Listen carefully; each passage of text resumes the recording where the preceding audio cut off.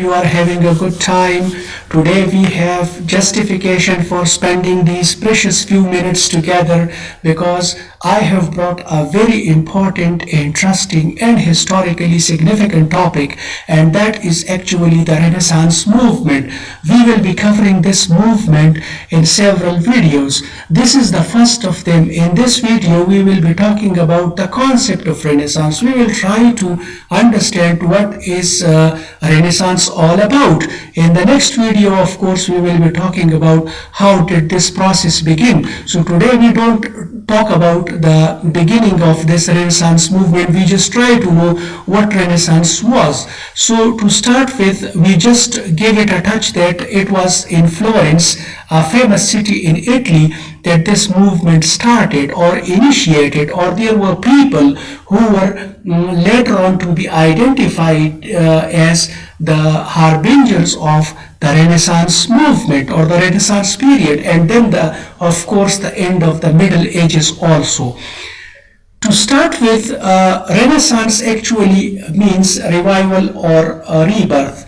Now, another question that can be asked is revival or rebirth of what? So the answer is the revival or rebirth of classical learning, classical arts, classical architecture, literature, classical different fields of classical knowledge. All these are accumulated and together they form classical learning. So they were revived, they were reborn. Now, another question that can come to your mind is why do we say that this was actually a rebirth or revival? What had happened before that? Actually, there was a stagnant period. Europe was passing through the Dark Ages and there were no intellectual activities becoming of the European nation. So they say that this was a dark period, and in the Renaissance movement the people again started looking back to the Greek and Roman classics, and in that sense their looking back was a kind of a revival and rebirth. Now we come to the characteristics of the Renaissance period or the Renaissance movement. What characterized Renaissance? So for that we talk about the interest of the people in classical scholarship and classical values. Means there were people who were taking interest, who were benefiting from the knowledge reservoir that the Greeks and the Romans had left to the Europeans. Means there were many books authored by these legendary figures and they were there lying in the libraries of Europe, and of course then there is a huge background of the Crusades and many other things which we will discuss in the next video. For the time being, what you need to keep in mind is there was a growing interest in learning about classical scholarship, classical values, and benefiting from them, and then to utilize and use them toward the advancement of humanity and towards improvement in the lives of people. So this was actually one characteristic that was there in the Renaissance period, or you can say before the Renaissance period, because these characteristics actually gave rise to the Renaissance movement. Then the other thing was the decline of feudal system. You know that when we were talking about the Middle Ages in our previous videos, we talked about the feudal system, and then we said that there were nobles and feudals and the ruling class, and then of course there was the working class. The merchant class was tiny, the middle class was not that big, but slowly and gradually, if you look at this part, it is actually related to the growth of commerce.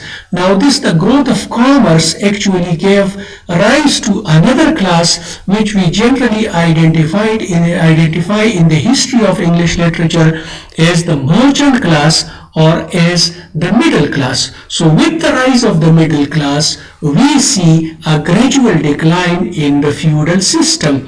So when Renaissance movement was on the rise, feudal system was on the decline, and then the commerce was also witnessing growth pattern.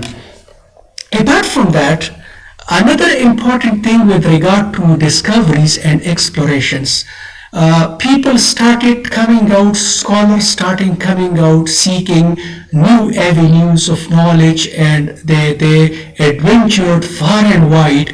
And then you know that we had people like Vasco da Gama or Columbus, and then the discovery of America, which of course was perhaps the greatest discovery the world has ever witnessed. So these kinds of discoveries and explorations were also taking place in that Renaissance period. So this was another characteristic that people, and if again, let me drive your attention to one another important aspect, that if discoveries are taking place, if explorations are taking place, it means people are getting a chance to mix with other people, to mix with other cultures, and it is always beneficial for human beings to mix with others, because you get a chance to know about their values, their culture, and of course their intellectual capability. So means you don't have then a tunnel sort of vision in which you only know yourself and you don't know anything about the rest of the world. So this was a kind of a positive thing that was driving humanity or the people in Europe toward a better future. Then we have certain important inventions that we cannot forget when we talk about the Renaissance movement. Like, it was actually a mindset when we talk about the Renaissance movement, and that mindset was driven by many inventions. Like printing press was invented, and this printing press made it a lot more easier for people to write and to disseminate knowledge through the help of paper. So in that sense, the knowledge started spreading to many people. Like earlier, there would be fewer people, maybe the nobles, the gentry, or the ruling class, who would have access to these masterpieces or these rare manuscripts. But with the arrival of printing press, you have this tendency and this ability to disseminate knowledge far and wide at a lower cost. This was again an impetus to this point. If you look at the interest in classical scholarship and classical values, and now where did this classical scholarship and classical values come from? Of course, from the writings of the Greek and Roman writers. Now, what did they write? How did they write that? Before the arrival of a printing press, it was difficult for a common man to have access to reading those masterpieces. Then Mariner's Compass, of course, has a great role in determining the potential or the capability of human beings to bring wonders to their lives. And then gunpowder, of course, gunpowder was not invented at that particular time. It was somewhere in the 10th century that it was used for the first time. But it has, like when we talk about inventions, like the invention of a wheel, this wheel, we do not talk about the actual time in which wheel was invented. We actually talk about the message that the invention of a wheel give to humanity, and that message is that you have the ability, you have the potential to do many things.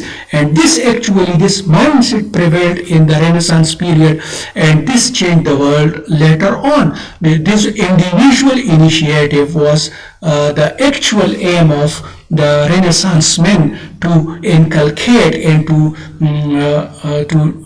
drive men toward that concept that you have the ability to do many things. So don't be at the mercy of other people. So these inventions were also taking place, and Renaissance is also characterized by these inventions and discoveries. Then we have so many Renaissance men. We call these Renaissance men who have, in one way or the other, a contribution to the promotion and to the advancement of this mindset or this movement or this period which we call the Renaissance. Now there are so many and they are spread far and wide in Europe. It is not only in Italy that we find the Renaissance men. There are people in England, for example, in the later 16th century, you have people like Sir Philip Sidney, Sir Francis Bacon, William Shakespeare. All these people are identified as the Renaissance men. And then you have Machiavelli, who wrote The Prince, and of course he was also among these people. So it is difficult for us to cover these writers, but just to give you a taste of some of these people, I have selected 3 Italian men who were listed or who can be identified as associated with the Renaissance movement. And we say that they were actually exuding talent, means they were so much talented, they had high potential for doing wonders and for doing things which many people had not thought before them. Now let's talk about them. The first one we talk about is Leonardo da Vinci, and we say that there was no branch of study foreign to him, means he had an understanding of so many fields of human activity. Like he was a painter, he was a sculptor, he was engineer, he was an inventor and a writer, and so on. There may be other fields in which he had mastery, but we have listed only these 5 fields. So in that sense you can say that he was 5 in 1. So imagine if a society is populated by people 5 in 1, then you can think of the progress and the wonders that they can bring to their societies. And just for your kind information, you might have heard of the name of Mona Lisa. It was a painting and of course a masterpiece. And who was behind this painting? Leonardo. So please make a note of it, that it was Leonardo da Vinci who actually painted this masterpiece, Mona Lisa. Then quickly, Michelangelo and Raphael, these again were experts in their fields, master, sculptor, architect, poet, painter, and then of course Raphael was a master painter. So means that these people, through the medium of their paintings, their architectural skills, their poetry, their painting, contributed to the process of a transformation that led Europe and then later on England from a medieval society to a modern, advanced, developed society. And then that society, those contributions kept spreading into the rest of the world, and now we see that we have a changed world. So what is important about this Renaissance is this has changed the whole world in a period of maybe 600 years or 700 years. Now in the next video we will be talking about how did this Renaissance begin. So keep waiting for that video, and I hope that you have somehow a clear concept of the Renaissance after listening to this conversation. If you have any query, if you have any question, please comment, and please don't forget to share it with other fellows who may be interested in learning about the Renaissance. Thank you very much.